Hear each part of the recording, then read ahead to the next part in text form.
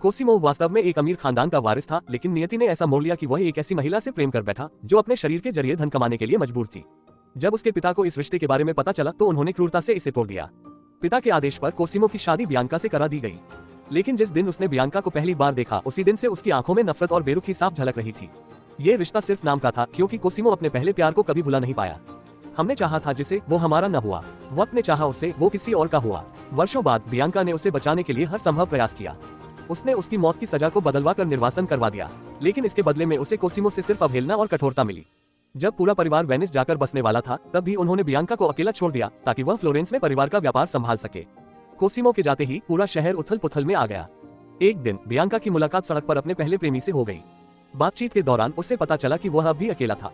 इसने बियांका को पुरानी यादों में धकेल दिया, लेकिन अब वह एक प्रतिष्ठित महिला थी, इसलिए लोगों की गपशप से बचने के लिए उसने सिर्फ औपचारिक बातें की और जल्दी से वहां से चली गई।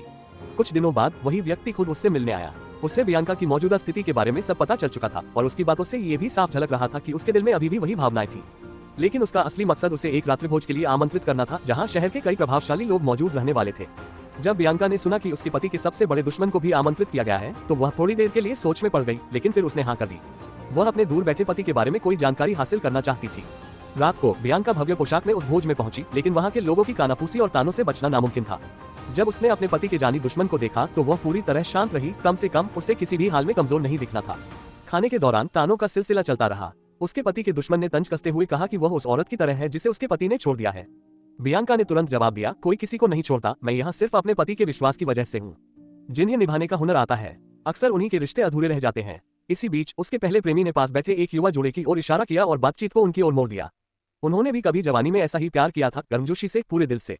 वेनिस में कोसिमो को विशिष्ट अतिथि जैसा सम्मान मिला, क्योंकि वहां का शासक उसकी अपार संपत्ति पर नजर गड़ाए हुए था।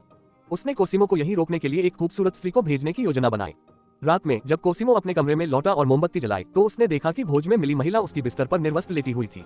कोसिमो कुछ क्षण के लिए चौंका, फिर शांत स्वर में बोला, मैं शादीशुदा हूँ, कृपया कपड़े पहन लीजिए और यहाँ से चली जाइए। महिला उसकी बात सुनकर भी हिली नहीं। कोसिमो की नजर उसकी पीठ पर पड़ी, जहाँ कोड़ों के गहरे निशान थे। वह कुछ पल के लिए ठहर गया। उसके भीतर सहानुभूति जागी और उसने उसे तुरंत बाहर नहीं निकाला। महिला ने कमरे में रखे कागज की ओर देखा और पूछा, यह क्या है? कोसिमो ने जवाब दिया, ये वेनिस में बनने वाली एक भव्य लाइब्रेरी का नक्शा है।